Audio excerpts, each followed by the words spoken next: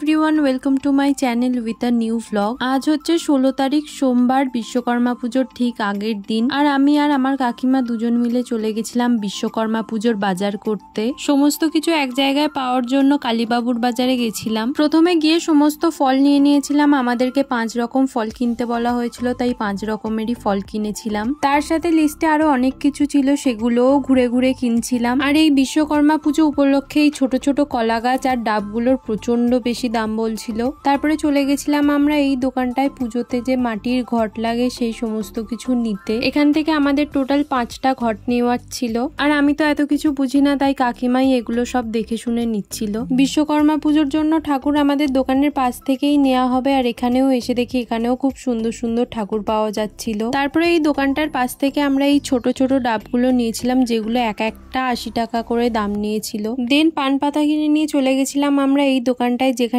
ঠাকুরের ডেকোরেশনের জিনিস পাওয়া যাচ্ছিল। আর এখান থেকে আমরা এটা নিয়েছিলাম, যেটা ঠাকুরের মাথার পিছনে দিলে খুব সুন্দর দেখতে লাগে। তারপরে সমস্ত জিনিসপত্র কিনে নিয়ে শেষে আম পল্লব কিনে টোটোয় উঠে পড়েছিলাম বাড়ি ফেরার জন্য। আর তখনই শুরু হয়ে গেছিল ঝমঝম করে বৃষ্টি। তারপর সন্ধ্যাবেলা বসেছিলাম আর একটা কাজ মেটাতে, ঠাকুরকে যে চৌকিটাতে বসানো হবে সেই চৌকিটাতে আলপনা দিতে। আজ হচ্ছে বিশ্বকর্মা পুজো। আর সকাল সকাল রেডি হয়ে আমি বেরিয়ে পড়েছি দোকানে যাওয়ার জন্য। আমাদের বাড়ি থেকে ওখানে পৌঁছাতে 15 থেকে 20 মিনিট টাইম লাগে। আর কদিন এত বৃষ্টি হয়েছে, চারিদিকে পুরো কাদা ভর্তি হয়ে আছে। এই যেটা হচ্ছে আমাদের এবছরের বিশ্বকর্মা ঠাকুর। গিয়েই সমস্ত জিনিসপত্র বার করে কাজে লেগে পড়েছিলাম। কালকে ঠাকুরের মাথায় দেওয়ার জন্য যেটা কিনেছিলাম ওটাই ফার্স্টে লাগানোর চেষ্টা করছিলাম, কিন্তু হাওয়ার জন্য ওটা খালি বেঁকে যাচ্ছিল, তাই আমি আর লাগাতে পারিনি। ঠাকুরের জন্য ফুলের মালা তো আনা হয়েছিল, তাছাড়াও একটা প্লাস্টিকের ফুলের সুন্দর মালা আনা হয়েছিল। তাই আমার কাকা প্রথমে ওটাই ঠাকুরকে পরিয়ে দিয়েছিল। আর তারপর ঠাকুরের জন্য যে ফুলের মালাটা আনা হয়েছিল সেটা আমি ঠাকুরকে পরিয়ে দিচ্ছিলাম। এই মুকুটটার জন্য মালা পরাতে একটু অসুবিধা হচ্ছিল, তাই কাকা এসে আমাকে একটু সামনের দিক থেকে হেল্প করে দিচ্ছিল। এই পুজোর দিনে দোকানে এসে বেশ অনেকগুলোই কাজ থাকে, তাই কিছুটা কাজ এগিয়ে রাখার জন্য কাল রাতেই আমি ঠাকুরের চৌকিতে আলপনা দিয়ে রেখেছিলাম। ঠাকুরের মালাগুলো পরিয়ে দেওয়ার পরে ঠাকুরের হাতে ঘুড়ি আর লাটাইটাও দিয়ে দিয়েছিলাম।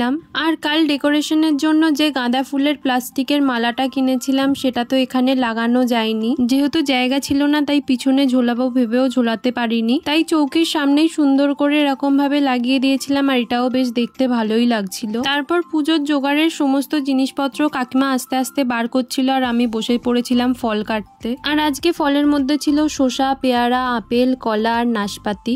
এখানে আশেপাশে যেহেতু অনেকজনকেই ফল প্রসাদ দেওয়া ছিল, তাই বেশ অনেকটা পরিমাণেই ফল কাটতে বসেছিলাম। আর এখানে আমি বসে বসে ফল কাটছিলাম, আর আমার পাশে বসে বনি চন্দন বাটছিল। আর এত কিছু করতে করতে এতক্ষণে আমার মা আর দিদিও চলে এসেছিল। আর বাকি সমস্ত যে পুজোর জোগাড় বাকি ছিল সেগুলো ওরাই করে নিচ্ছিল। আর আমি ঠাকুরের সামনে যে জায়গাটায় ঘট বসানো হবে ওই জায়গাটা ফাঁকা লাগছিল বলে ওখানটা একটু আলপনা দিয়ে দিচ্ছিলাম। আগে থেকে যেহেতু খড়িমাটি ভেজানো ছিল না, তাই এখানে এসে কোনো রকমে খড়িমাটি ভিজিয়ে আলপনাটা দিয়েছিলাম। আর আমার আলপনা দিতে দিতে মা এসে পুজোর যে বাকি জোগাড় ছিল সেটাও কমপ্লিট করে নিয়েছিল। আর আমাদের যিনি ঠাকুর মশাই ছিলেন উনি আমাদের 11টার সময় দিয়েছিলেন। আর তার মধ্যেই আমরা আমাদের সমস্ত জোগাড় করে নিয়ে বসেছিলাম। এখানেই আমি, আমার দিদি, আমার বোন, বনি, কাকিমা, মা আরো অনেকেই ছিল, সবাই মিলেই একসাথে ওখানে বসেছিলাম। অনেকক্ষণ বসে থাকার পরে আমরা বোর ফিল করছিলাম, তাই বাইরে গিয়ে কয়েকটা ছবি তুলছিলাম। আর এখানে আম পাতা আর কদম ফুল লাগানো হচ্ছিল। আর এই যেটা হচ্ছে আমাদের দোকান, যেটা অঙ্কুরহাটিতে লোকেটেড। আর এখানে অনেক জায়গাতে এরকম ঠাকুর তৈরি হয়, আর আমরা সেটাই ঘুরে ঘুরে দেখতে বেরিয়েছিলাম। ঠাকুরের জায়গাটা সুন্দরভাবে সাজানোর পরেও অনেকগুলো ফুল বেঁচে গেছিল, তাই দোকানের ভেতরটাও এরকম সুন্দরভাবে সাজানো হয়েছিল। তারপরে কদম ফুল আর আম পাতা লাগাতে লাগাতে এখানে আমাদের ঠাকুর মশাইও চলে এসেছিল।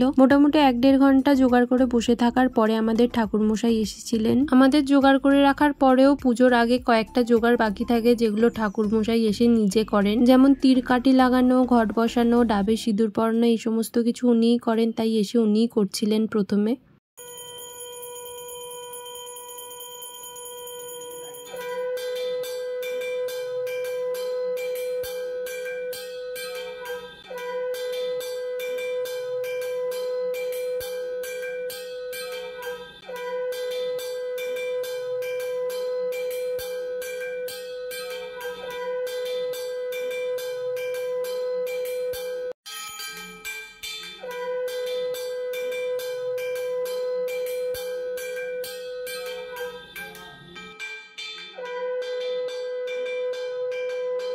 পুজো শুরু হওয়ার পরে যে ছোট ছোট জিনিসগুলো থাকে সেগুলোই আমি ঠাকুর মশাইয়ের হাতে হাতে দিয়ে দিচ্ছিলাম।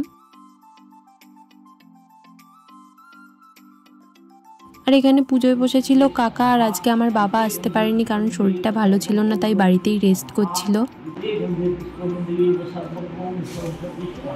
এখানে ঠাকুরের চক্ষু দান হচ্ছিল, তাই আমরা সবাই উল্টো দিকে ঘুরে দাঁড়িয়েছিলাম।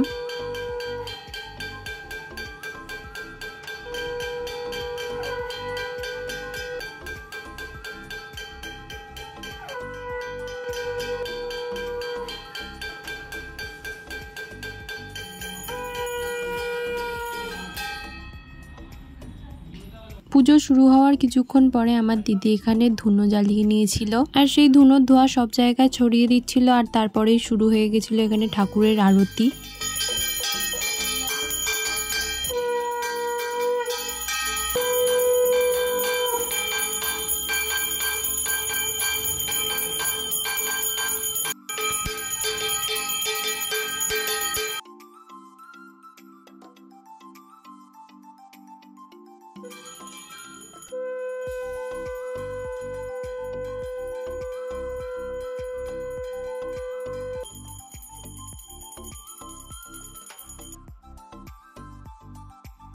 আরতির পরে এখানে হোম শুরু হয়ে গেছিল, আর হোমের আগুনে আমিও বেলপাতা আর ঘি দিয়েছিলাম।